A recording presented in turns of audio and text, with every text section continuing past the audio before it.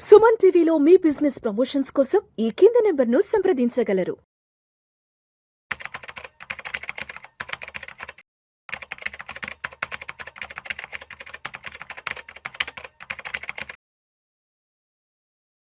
Sir నమస్తే sir. నమస్తే అండి. సార్ లలిత్ గారు, అసలు మీ ట్రేడింగ్ రొటీన్ ఎలా ఉంటుంది?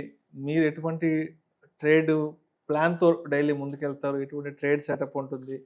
మీరు ట్రేడ్ చేయడానికి ఆ రోజు కావాల్సిన సరంజామా ఏర్పాట్లు అసలు ఎలా చేసుకుంటారు? మార్కెట్ ఓపెనింగ్ అవర్స్ టైంకి? సో, నాది చాలా సింపుల్ 3 స్టెప్ ప్రాసెస్ అండి. ఫస్ట్ ట్రెండ్, తర్వాత బ్రేక్అవుట్, తర్వాత వాల్యూమ్. ఈ 3 ఎక్కడైతే కనిపిస్తాయో అక్కడ ఏదన్నా ఇంకొక అడిషనల్ కన్ఫర్మేషన్ పెట్టుకొని ట్రేడ్ అనేది ఎంటర్ అవ్వడం జరుగుతుంది. ఒకవేళ ఆ సెటప్ రాలేదనుకోండి, ఇంకా ఆ రోజుల్లో ట్రేడింగ్ అనేది ఉండదు. సో జనరల్గా ఏంటంటే 1 లేకపోతే 2 సార్లు ఛాన్స్ ఉంటుంది మార్కెట్లో. వర్స్ట్ కేసులో 1 అన్నా ఉంటుంది. సో కొన్ని రోజులు అది కూడా దొరకలేదు అనుకోండి, జస్ట్ వదిలేయటమే.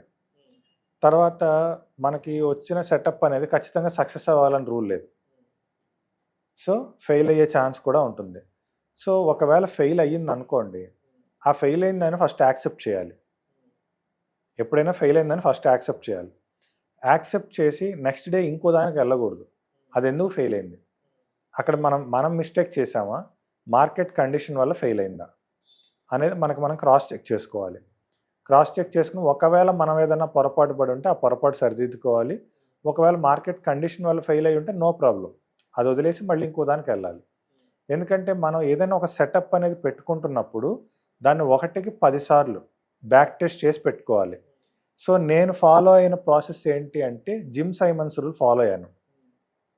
ఆయన ఏం చెప్తారంటే, నువ్వు ఏదైనా ఒక స్ట్రాటజీ తీసుకో, దాన్ని తరోగా బ్యాక్ టెస్ట్ చేయి, దాని సక్సెస్ రేటు 51% ఉందా లేదా చెక్ చేయి.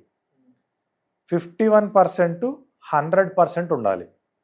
అంటే market any condition, for example మీరు ఒక నెల రోజులు తీసుకున్నారనుకోండి, మీ స్ట్రాటజీ 51% సక్సెస్ రేట్ ఇవ్వాలి. సెకండ్ మంత్ ఇవ్వాలి, థర్డ్ మంత్ ఇవ్వాలి, ఫోర్త్ మంత్ ఇవ్వాలి. అలా ప్రతి నెల 51% సక్సెస్ రేట్ కనుక ఇచ్చేది అయ్యి ఉంటే నీ బ్రెయిన్ తీసి పక్కన పెట్టు, అది ఏం చెప్తే అది ఫాలో అవ్వు అని ఆయన ఆ రూల్ చెప్పారనమాట. సో నువ్వు జస్ట్ ఆ ఒక్క రూల్ ఫాలో అయితే నీ క్యాపిటల్ అనేది 66% గ్రో అయ్యే ఛాన్సెస్ ఉంది అనేది ఆయన రీసెర్చ్. ఆయన ఎవరు, జిమ్ సైమన్స్ అని ఆయన ఎవరు అంటే వరల్డ్స్ లీడింగ్ ఫండ్ మేనేజర్. ఆయన రీసెంట్గానే చనిపోయారు, ఒక 1 year బ్యాక్ ఎప్పుడో చనిపోయారు. So world leading fund manager ఆయన. సో నేను కూడా అదే ఫాలో అవుతాను. నేను ఆల్రెడీ ఏంటంటే నాది ఏదైతే సెటప్ ఉందో దాన్ని నేను 1కి 100 సార్లు బ్యాక్ టెస్ట్ చేసుకున్నా. సో బ్యాక్ టెస్ట్ చేసుకుని ఫెయిల్ అయితే దాన్ని యాక్సెప్ట్ చేసి ముందుకు వెళ్తూనే ఉంటాను. సో ఇది ఒకటే సక్సెస్ సీక్రెట్ అనమాట ఇక్కడ. ఇందులో ఏంటంటే మనం బ్యాక్ టెస్ట్ చేసేటప్పుడు అక్కడ మనం ఎంత కష్టపడాలి ఏంటి అనేది మన బ్యాక్ టెస్టింగ్ ఫేజ్లోనే ఉంటుంది. సో బ్యాక్ టెస్ట్ చేయాలి, దాన్ని తిరిగి లైవ్ స్క్రీన్లో కూడా చూడాలి. ఓకే, బ్యాక్ టెస్టింగ్లో కొన్ని రిజల్ట్స్ బాగా వచ్చాయి, లైవ్లో కూడా అదే పెర్ఫార్మెన్స్ ఇస్తుందా లేదా. సో మార్కెట్ అయిపోయినాక బ్యాక్ టెస్టింగ్ చేయాలి, మార్కెట్లో ఉన్నప్పుడు లైవ్ టెస్టింగ్ చేయాలి. సో 2 కంపారిజన్ చేసుకొని ఎన్నిసార్లు సక్సెస్ అవుతుంది. ఫెయిల్యూర్ లేకుండా స్టాక్ మార్కెట్ అనేది ఉండదు. ఎందుకంటే స్టాక్ మార్కెట్ అనేది ఏంటి, ఎండ్ ఆఫ్ ది డే ఒక బిజినెస్ అది. సో దాంట్లో మనకి లాభము ఉంటుంది, నష్టము ఉంటుంది. చాలామంది ఫెయిల్ అయ్యేది ఎక్కడ అంటే, నాకు అసలు స్టాప్ లాస్ లేకుండా చెప్పాలి నువ్వు అంటారు. అది ఎవరికి అవదు. సో మనం ఏంటంటే విన్నింగ్ రేట్ ఎంత ఉంది, ఎన్నిసార్లు మనం అంచనా వేస్తే ఎన్నిసార్లు విన్ అవుతున్నాం, ఎన్నిసార్లు ఫెయిల్ అవుతున్నాం. సో మన విన్నింగ్ రేట్ పెరిగే కొద్దీ మన కాన్ఫిడెన్స్ పెరుగుతుంది. అప్పుడు మనం డైరెక్ట్గా ట్రేడింగ్లోకి ఎంటర్ అవ్వచ్చు. ఆ కాన్ఫిడెన్స్తోనే మనం ట్రేడింగ్లోకి ఎంటర్ అవ్వాలి. సో ఇప్పుడు ఇనీషియల్ డేస్లో మీరు ఒక ట్రేడర్గా మార్కెట్లోకి వస్తున్నప్పుడు అంటే మీరు ఎక్స్పీరియన్స్ అయిన విషయాలు ఏంటి, అంటే మీరు ఎటువంటి గుణపాఠాలు నేర్చుకున్నారు? సో నేను ట్రేడింగ్లోకి ఎంటర్ అయినప్పుడు జస్ట్ ఫోన్లోనే ఒక ఆయన నాకు ఒక 2-3 చిన్నవి నేర్పించారు. ఒకటి మూవింగ్ యావరేజెస్ RSI నేర్పించి దీంతో చేసుకో అమ్మా నువ్వు అని చెప్పారు. అంటే ఆయన ఏమి ఫీజు తీసుకుని నేర్పించే వ్యక్తి కాదు. నేను ఏదైతే ఒక స్టాక్ బ్రోకింగ్ అకౌంట్ ఓపెన్ చేశానో అందులో వన్ ఆఫ్ ది మేనేజర్ అనమాట ఆయన. సో నేను అడిగాను ఎట్లా చేస్తారండి ఏంటి అని అడిగితే ఒక చిన్న టెక్నిక్ చెప్పారు. సరే చెప్పిన తర్వాత ఆయన నాకు ఇచ్చిన సలహా ఏంటంటే, నువ్వు ఒక ట్రేడ్ విన్ అయినా ఒక ట్రేడ్ లూజ్ అయినా నువ్వు ఫస్ట్ మార్కెట్ అంటే ఆ సిస్టమ్ ఆపేసి కాసేపు బయటికి వెళ్ళు. ఒక అరగంట మార్కెట్ జోలికి రామాకు. విన్ అయినా రావద్దు, ఫెయిల్ అయినా రావద్దు. ఒక అరగంట ఆగిరా మార్కెట్లోకి. అప్పుడు మళ్ళీ మార్కెట్ని ఫ్రెష్గా చూడు, ఒక కొత్తగా కనపడుతుంది. అంతేగాని పొద్దు నుంచి సాయంత్రం దాకా దాని మొహమే చూడమాకు, బోరు కొడుతుంది అని చెప్పారు. సో ఆయన చెప్పింది చాలా చాలా అంటే చాలా మంచి రూలు. అది నేను ఫాలో అవ్వలేదు. దానివల్ల నేను చాలా దెబ్బతిన్నాను. ఆయన ఇచ్చిన ఒక చిన్నపాటి ఇన్ఫర్మేషన్ నేను చాలా దెబ్బతిన్నాను. తర్వాత రియలైజ్ అయ్యా. ఆయన ఫస్ట్లో పేపర్ ట్రేడింగ్ చేయమన్నారు. నేను పేపర్ ట్రేడ్ చేయలేదు, దానివల్ల నేను ఫెయిల్ అయ్యాను.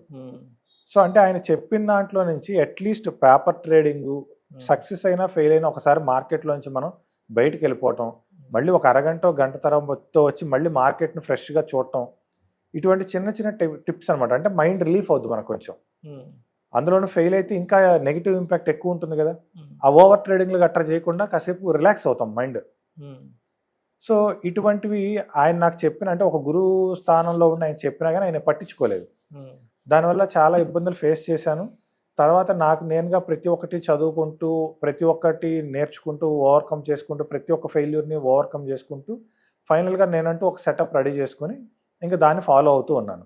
సో కాకపోతే ఇప్పుడు నేను ఖచ్చితంగా ఫాలో అవుతున్నా ఆ 2 పాయింట్స్. ఫెయిల్ అయినా కాసేపు పక్క వెళ్ళిపోతా, సక్సెస్ అయినా కాసేపు పక్క వెళ్ళిపోతాను. ఇది మాత్రం కంపల్సరీ ఫాలో అవుతాను. ఇప్పుడు మీ ఇనిషియల్ డేస్లో మీరు లాస్ వచ్చినప్పుడు, అదేవిధంగా ప్రాఫిట్ వచ్చినప్పుడు అంటే మిమ్మల్ని మీరు ఎలా బ్యాలెన్స్ చేసుకున్నారు? అంటే ఇక్కడ మీ సైకాలజీని ఎలా మీరు ఇంప్లిమెంట్ చేసుకున్నారు? అంటే ఎలా బ్యాలెన్స్ అయ్యారు నష్టం వచ్చినప్పుడు, లాభం వచ్చినప్పుడు?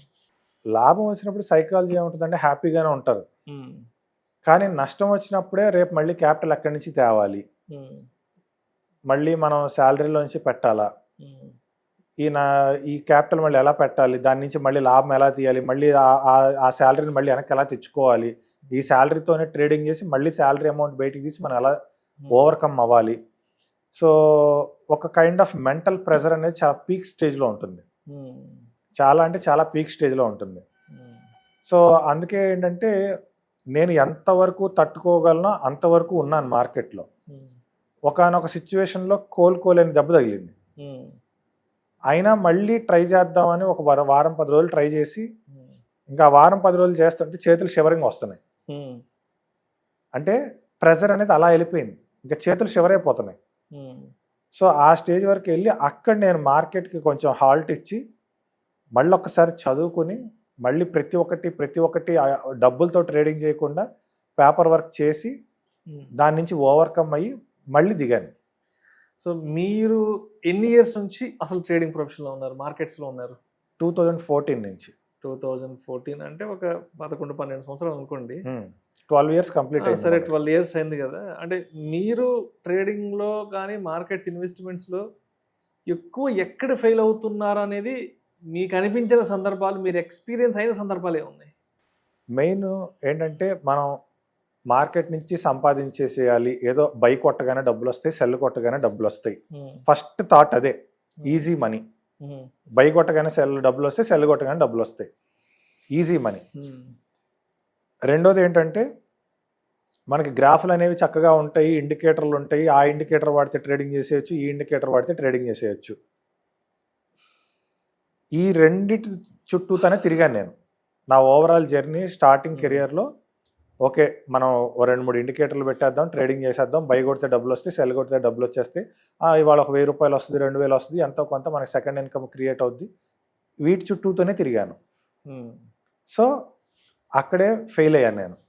అప్పుడు అర్థం చేసుకున్నాను, ఓహో మార్కెట్ అనేది ఇలా కాదు, అసలు ఒక వేవ్ అనేది పెరిగితే ఎందుకు పెరుగుతుంది, ఒక వేవ్ అనేది పడితే ఎందుకు పడుతుంది, దానికి ఒక రీజనింగ్ ఉంటుంది, ప్రాపర్ రీజనింగ్, ఒక లాజిక్ ఉంటుంది అక్కడ. ఆ లాజిక్ ఏంటి, ఒక డేలో ఒక హై వెళ్ళింది అంటే అక్కడి వరకు ఎందుకు వెళ్ళి ఆగింది, ఇవాళ పలానా స్టాకు 104 రూపాయల 35 పైసల వరకే హై వెళ్ళి ఉంటుంది.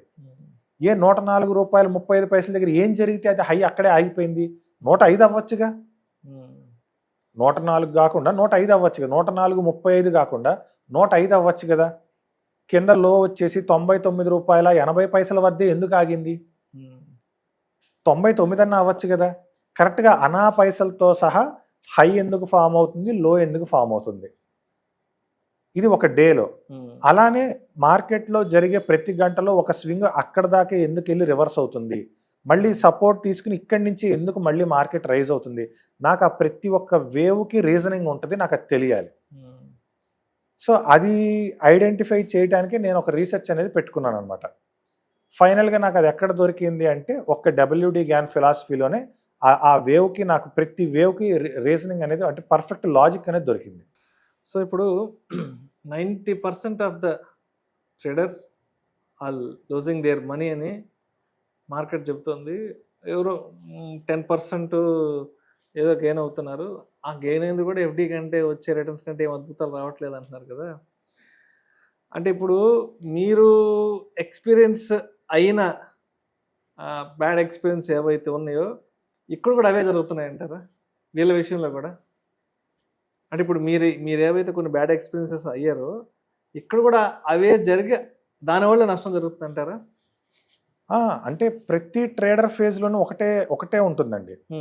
ఒకటి మనకు మనం నష్టపోవటం, 2 ట్రేడింగ్ టిప్స్ తీసుకుని నష్టపోవటం, 3 అకౌంట్ హ్యాండ్లింగ్ చేసి నష్టపోవటం, 4 ఎవడో ఏదో నేర్పిస్తాడని వాడి దగ్గరికి వెళ్ళి నేర్చుకుని నష్టపోవటం.